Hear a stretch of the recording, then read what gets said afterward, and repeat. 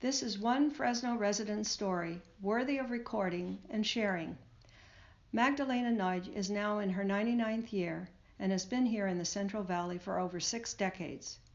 In this 4th chapter, we will follow Magdalena and Louis as they finish their stay in Ingolstadt and are moved by the U.S. Army 100 miles southeast to the small village of Wasserburg am Inn. There they are given a room just in time for a baby, Marianne, to be born. A few months later, Louis's brother Ödön and his family arrive, and the displaced Hungarians settle into life in war-torn Bavaria. When we arrived in Ingolstadt, they accommodated us in a big room, and they said, here is one corner which one is covered by 2 blankets. So maybe at least 2 or 3 nights, until Louis could then put me someplace which one was, then I could have then I got to a private house, which one I got a room for myself, and Louis could come home always at night, because he had to work in the hospital. The baby, I have to tell about the baby buggy. I was, on those 3 days before the American came in, I was walking on the streets. There was all kinds of durcheinander, and a lady approached me and she said, are you a refugee? And I said, a refugee from Budapest. I am refugee from Budapest. And she said, do you speak German? I said, of course I speak German. And she was nice to me. We have a little chat, and she said, you know, I have a baby buggy in my house. I gifted to you. Ich schenke dir das. I gifted to you. I couldn't believe it. Really, I can have this free because I don't have any money. I just have that clothes what I have on. No, you can have it because I don't know why I keep it and keep it. No, I really see the right way that you can have it. And I got a beautiful, which one was a basket with beautiful baby buggy, and I was so happy for that. And I got the baby buggy already. So when Louis came home, I said, look what we got. I already have the baby buggy for the little baby. There was a time when I was really heartbroken, back still in Ingolstadt, in Ingolstadt, when there was called that tomorrow maybe a train is leaving, and this hospital is ending because the Americans are here, and it's no use for this, and whoever can go wherever he wants to is going, but there is the chance to go back to Hungary. And I cried and said, Louis, let's go back to Hungary. And he said, yes, let's go back. And then there was a Hungarian sergeant, or, who was coming out from the hospital, and he was also very anxious to go back to Hungary. And he said to me, and you want to come with this? And that time I didn't have Marianne yet. And you want to come, you and your husband, with this baby buggy? What do you think? That's take up one person's room. I kick off this baby buggy. And I said, kick off? How can you say something like this? What kind of man are you? Don't you think you take off one person? We all want to go back to Hungary. And then Louis told me, you know, Dulika, let's think about it. Let's think about it. Do you really want to go back to Hungary? No, I want to stay with you, and I supposed to stay with you and do what you want to do, because that's what the priest said last time, still in Austria, that you are the master, and no. So then the last train left, if I think so. Then the last train left. Certainly, then we just stayed back and went our way toward America. So Louis was then gone, and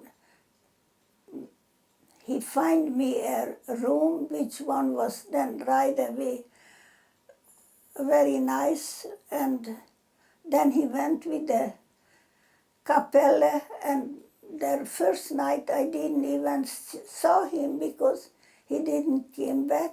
And then in the evening I was waiting for Louis to come home, and he didn't come home. And I waited all night, and he didn't come home. And then I already went into the kitchen, and there was the woman who was cooking for the lady and for her husband. And then I started to cry a little bit because I said, my husband is not home. I am so afraid. Did the American took him? And she said, oh, no, don't worry about it, don't worry about it. Go to your room and sleep. And I said, can I stay here in the kitchen, because here I see the window and I can look onto the street. When is she coming? Oh, yeah, just go to the room. And then I went to the room and I came back again. And all night he didn't come back. He didn't come home. He didn't come home. And in the morning I went out in the kitchen again and I was crying. I think he left me because I have such a big stomach.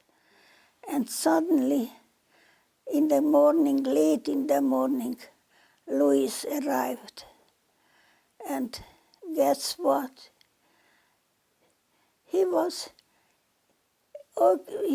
taken into a jail by the man, an American man, and in the jail he was questioned and questioned and questioned, and finally the soldier, the man, he was a soldier, finally he said in Hungarian, I just want to get you if you're saying the truth or not.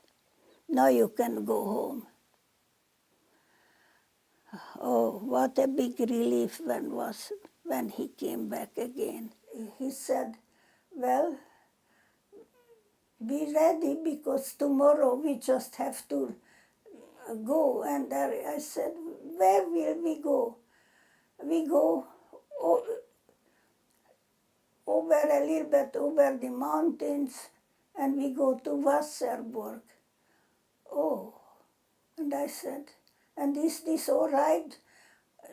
Do you won't get any punishment in the hospital, or you are still a soldier, and is it okay?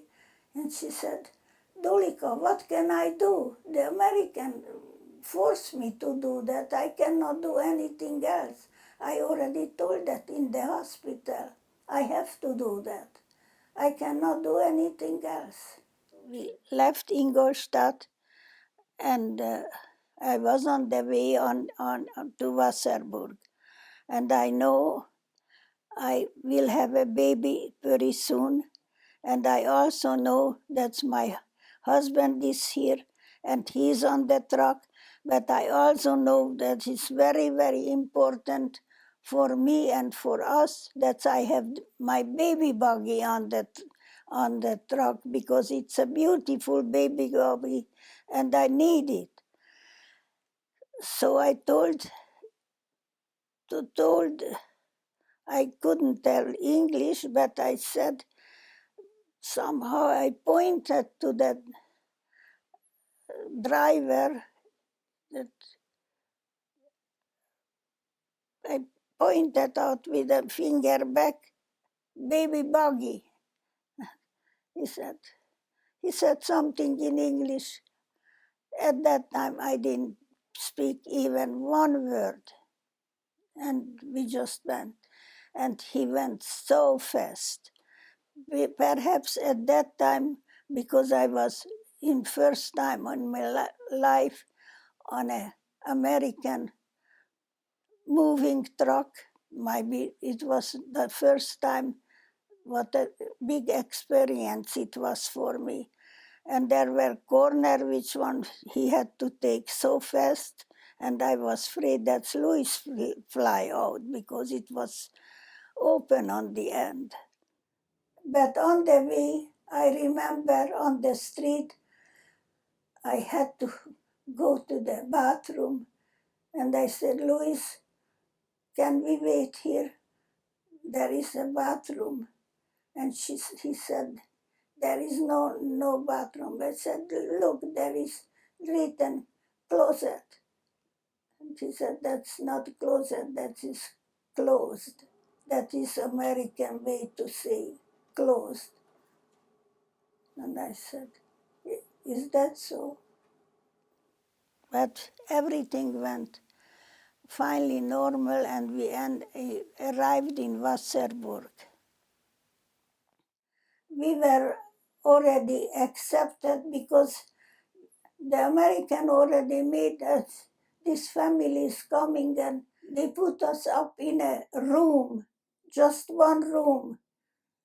No extra anything, no kitchen or bathroom, but we could use the bathroom, which one is on the other side of the apartment, and there where we could stay in the room until we get a different room. Weeks and weeks, I don't remember anymore, until we get then to a different house in a different location and different room. And then that's where we stayed then for 3 to 4 years until we got to transfer then later on to München. I remember I had to also ask, I think I need to go to the hospital, or it was proposed to me, you need to go to the hospital because you are expecting a baby. I said, I have 2 more weeks. I have 2 more weeks. No, you better go to the hospital. And in the hospital, they were very nice to me and gave me a very good warm food, which one was very nice. And then they first thought I can go home, but then I didn't know really what is home anymore. Then they said, no, you stay here. And at that night, my daughter Marianne was born at 8 o'clock the same night. And then I asked, after I came out from the Erschöpfung, I asked, do you have a little armband around her wrist?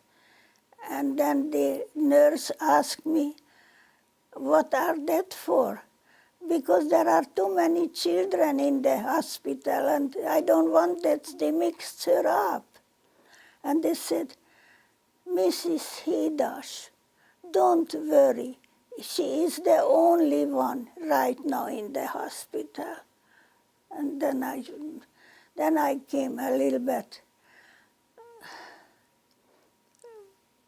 okay, thank you. And then they take me to a room, and then they gave me something or nothing, or I couldn't sleep. After a night's sleep, when I woke up in the hospital, I saw that the other lady is in the same room, and this lady was also, I tried to talk to her and we got friendly enough because she was a German lady and she just had also a baby just a day or two ago or so. She was already taken home, but she stayed over. And then I talked to her and she told me about the hospital, how good they are to you. And don't worry, it takes a week or 10 days or so long you will stay here. And don't worry, they will get good food. And then I was waiting that my husband comes, at least that I can see him. And he came late around the day he came in, and I said, where have you been so long that you couldn't come? We have a little girl. And he said, I know, but I couldn't come because, you know, the music couple keeps my time away because they are up until 2 o'clock each night and I have to stay with them. And then I said, but can you pick me up when I have to go home in a week or 10 days or soon? Can you please pick me up? Of course I will pick you up. And so meanwhile I stayed in the hospital. Another woman came in and she was a Hungarian woman. And she came with a little boy and she introduced herself. And we got friendly and she said, don't worry. Very soon you got home and then you get adjusted to the baby. And I said, you know, Frida, I even don't know what to do with the baby. I have no idea. But I remember I have a book and I will read on what to do. And she said, that's a good idea because you just have to keep her warm and put her into the little bed. And I said, I don't know if I have a bed for her, but I have a baby buggy, a beautiful baby buggy. That's what I am so proud of it, which one was given to me. So then Frida went home, and I didn't see her anymore. And then I still stayed in the hospital, maybe 2 days, 3 days, I don't know anymore. When it was for me time to go, and then they asked me, will your husband come to pick you up?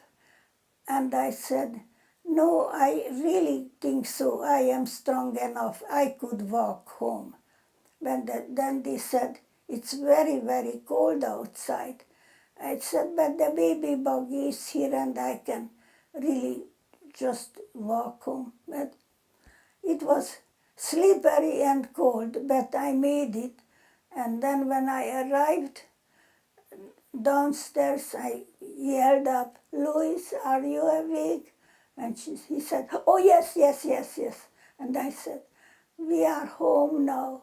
And then he jumped out, and then he pecked you and kissed you, and oh, I cannot prescribe that happiness, that love, and what your father.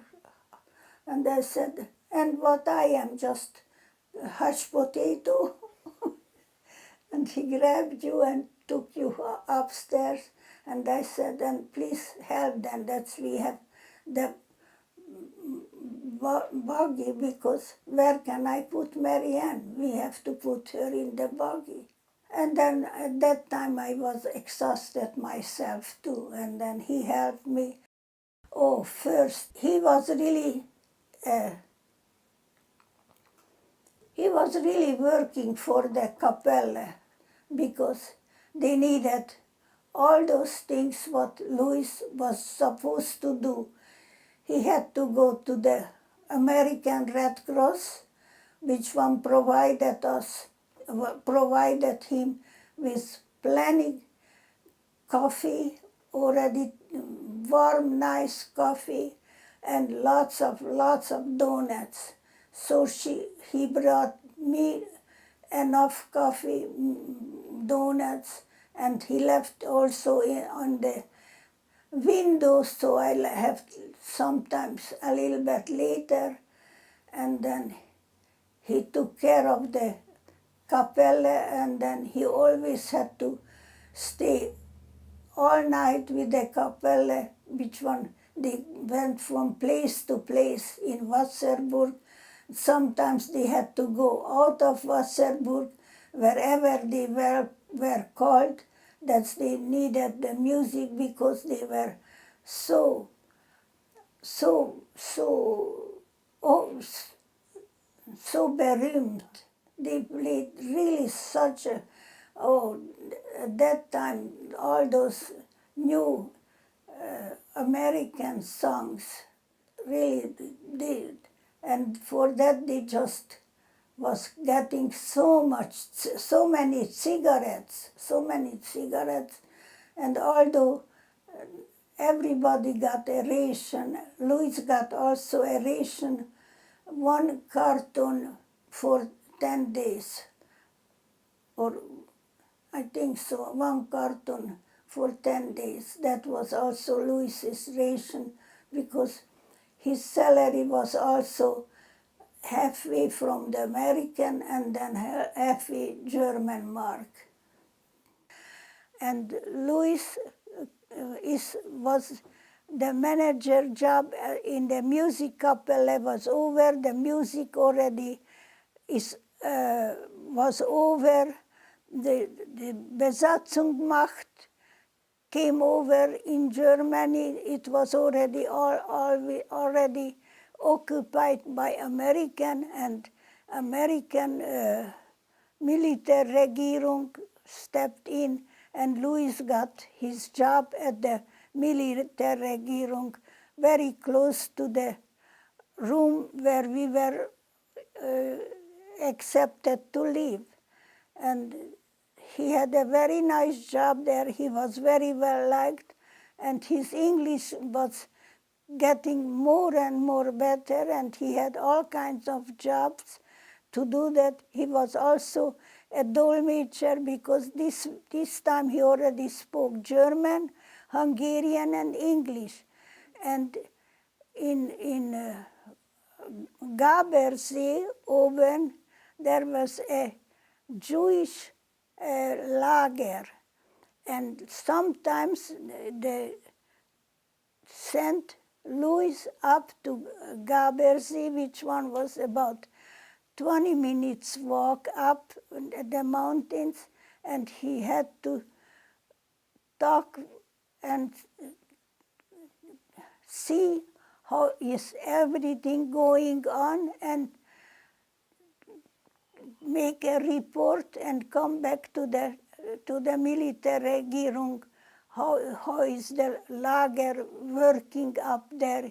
How is everything going smooth for the Jewish people who were all coming from the KZ and who are alive and doing well and waiting for sooner or later getting to America. And so the days and maybe weeks went by, and suddenly one day there was a knock on the door, and Louis' brother arrived. What a joy, what a big excitement it was. They unarmed in the door, and they just were so happy. Ödön, Louis's brother, during the asking and forcing up after, he find through the Red Cross that Louis is in Wasserburg. And so he transferred with more or less through trains, through this, or trucks, whatever he could with his wife and his little girl to Wasserburg. So Ödön came with Ildiko, his little girl, who was at that time already 7 months old. And they came to us, and it was such an enjoyment. So the room was big enough, and there was nothing else for us. So we stayed, 4 of us and 2 little girls together, at least again for at least weeks. I don't remember how many weeks, but we had to stay in that room until we got then from the so-called Wirtschaftsamt different situation, and we got to Frau Leindecker on the Schmidt-Seiler. That was our room, and Ödön and Zsuzsa and their baby got to a different street in a different housing, also a nice room. And so then we were separated in different housing.